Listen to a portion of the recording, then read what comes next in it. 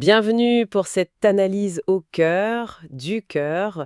Nous avons devant nous une série de documents, des extraits d'un manuel d'anatomie classique, très détaillé, et qui se concentre uniquement sur cet organe.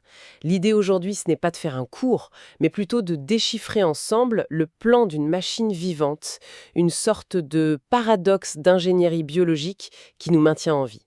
C'est tout à fait ça. On va essayer de laisser un peu de côté le jargon académique pour vraiment se concentrer sur l'intelligence de sa conception. Parce que chaque détail, chaque courbe, la moindre fibre, tout ça a une fonction bien précise.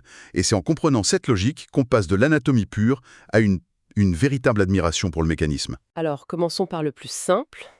En apparence, où il se trouve.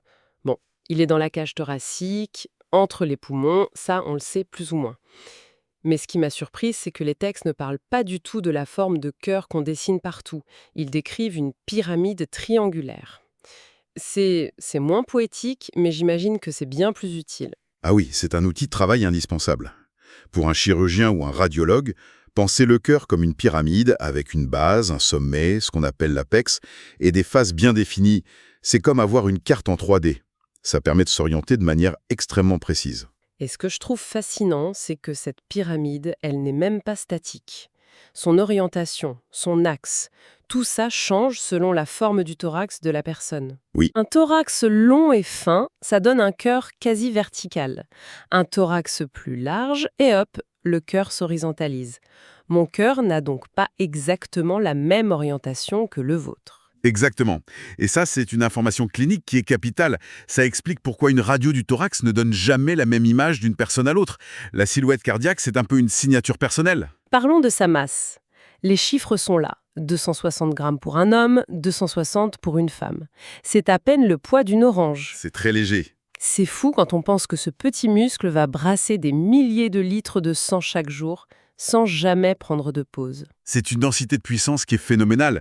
Quand on tient un cœur en dissection, cette légèreté par rapport à la force qu'il déploie, c'est quelque chose qui ne cesse de m'impressionner. C'est le minimalisme et l'efficacité incarnés dans un tissu vivant. Donc cette pyramide n'est pas juste en suspension. Les textes décrivent ses faces en relation avec ce qui l'entoure. Une face antérieure, une inférieure. Ça suggère des interactions constantes avec ses voisins. Et des interactions très très intimes. La face intérieure, dite sternocostale, elle est juste derrière le bouclier du sternum et des côtes. Mais la plus intéressante, c'est la face inférieure, la face diaphragmatique. Elle est littéralement posée sur le diaphragme. Le grand muscle de la respiration. Attendez, ça veut dire que quand on respire, notre cœur bouge. Absolument. À chaque inspiration profonde, le diaphragme s'abaisse et il entraîne le cœur avec lui. À l'expiration, il remonte. Le cœur et les poumons ne sont pas juste voisins. Ils dansent en rythme en permanence. C'est une symbiose mécanique. Et à la surface de ce muscle, on trouve des sillons, des sortes de... Deux crevasses. Au premier abord, on pourrait penser que ce sont juste des marques de séparation, un peu comme les coutures sur un ballon. On pourrait, mais leur rôle est bien plus stratégique. Ce sont en fait des conduits protégés. Ils marquent bien les frontières entre les cavités, oui, mais surtout, ils abritent les artères et les veines coronaires, c'est-à-dire la plomberie privée du cœur. C'est le réseau qui le nourrit lui-même, niché là, bien à l'abri. C'est son propre système de support de vie, intégré à sa surface. D'accord, on a vu l'extérieur. Maintenant, si on regarde dedans, on parle de 4 cavités, séparées en un cœur droit et un cœur gauche qui ne communiquent pas. On dirait 2 pompes distinctes, collées l'une à l'autre. C'est la meilleure façon de le voir. 2 pompes avec des fonctions radicalement différentes. La pompe droite, c'est le circuit court. Elle reçoit le sang usé du corps et l'envoie vers les poumons, juste à côté, pour le recharger. La pompe gauche, elle, c'est le circuit long. Elle reçoit ce sang tout neuf et le propulse dans tout le corps. La séparation entre les deux est donc vitale. Et cette séparation est assurée par des murs, les septums, c'est ça? Exactement. Et justement, en lisant la description du septum qui sépare les deux atriums, les cavités du haut, il y a un détail qui m'a interpellée. Le texte parle d'une dépression, la fosse ovale, et il précise que c'est le vestige du foramen ovale. Le mot vestige, ça implique que quelque chose était là avant et a disparu. C'est une cicatrice qui raconte une histoire incroyable, celle de notre vie avant la naissance.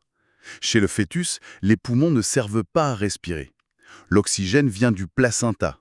Donc il est inutile d'envoyer tout le sang vers ces poumons qui ne sont pas encore fonctionnels.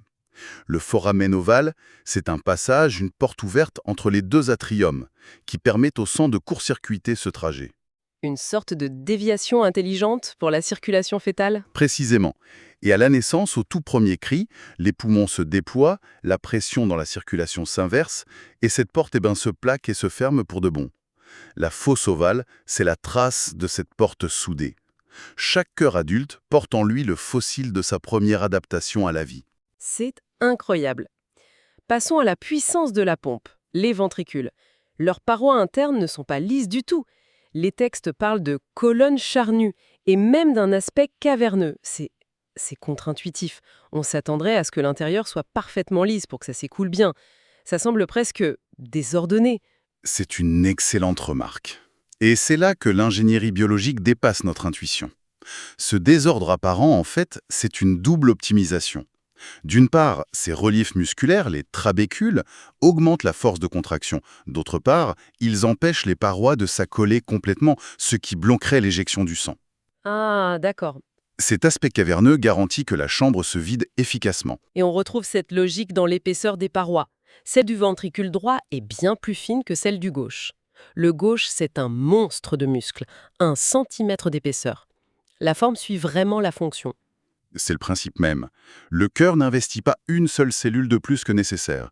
Le ventricule droit, il fait un travail de proximité vers les poumons, c'est un circuit à basse pression, donc il est plus fin. Le gauche, lui, c'est un marathonien. Il doit envoyer le sang partout. C'est un circuit à haute pression, alors il est bodybuildé. Il n'y a aucun gaspillage. Et pour que tout ce sang aille dans la bonne direction, il faut des portes anti-retour, les valves. Le mécanisme décrit semble incroyablement sophistiqué. On parle de clapets, les cuspides, mais aussi de cordages tendineux et de muscles papillaires. On dirait le gréement d'un voilier. L'image est parfaite. C'est exactement ça. Imaginez un vent très puissant qui soufflait dans la voile.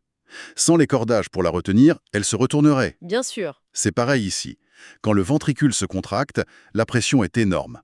Elle pousserait les clapets à s'ouvrir vers l'arrière, dans l'atrium. Mais au même instant, les muscles papillaires, les piliers, se contractent aussi. Ils tendent les cordages qui retiennent les clapets. Le système se verrouille.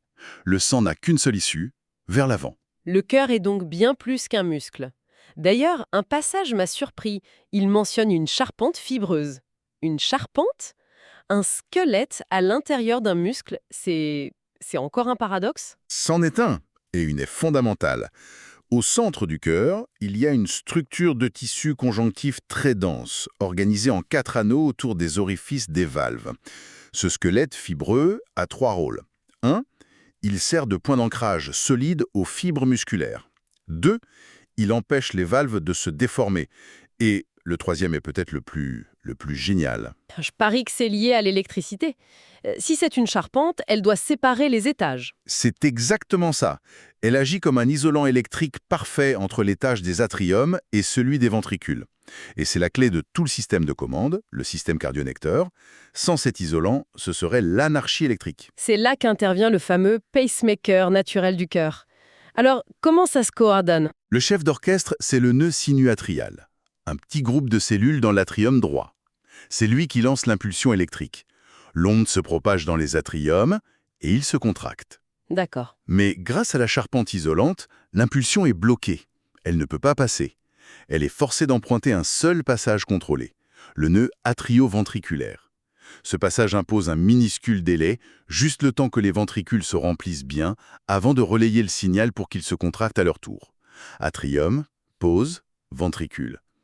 C'est cette synchronisation qui fait toute l'efficacité. Et cette machine a évidemment besoin de carburant. On en revient aux artères coronaires, celles qui courent dans les sillons dont on a parlé. Oui, et ce qui est fascinant, c'est leur point de départ. Elles émergent de l'aorte à sa toute première racine, juste à la sortie du cœur. Qu'est-ce que ça signifie? Ça veut dire que le cœur se serre en premier, avant même d'envoyer le sang oxygéné au reste du corps. Il prélève sa part. C'est la priorité absolue pour que la pompe puisse continuer de fonctionner. On a donc un muscle, une charpente, un circuit électrique et sa propre plomberie. Avec tout ce mouvement constant, si puissant, comment le cœur fait pour ne pas s'user en frottant contre les poumons ou le sternum? Grâce à son emballage personnel, le péricarde. C'est un sac à double paroi.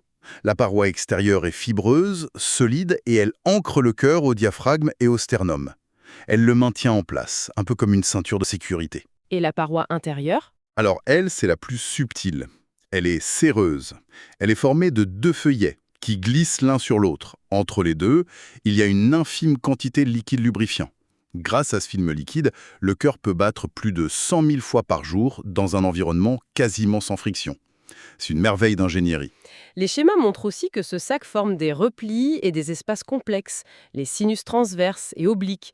Ça semble être un détail pour anatomie pure et dure, non, Somme, hein? On pourrait le croire, mais demandez à un chirurgien cardiaque. Le sinus transverse, c'est un petit tunnel qui passe derrière les deux plus grosses artères qui sortent du cœur.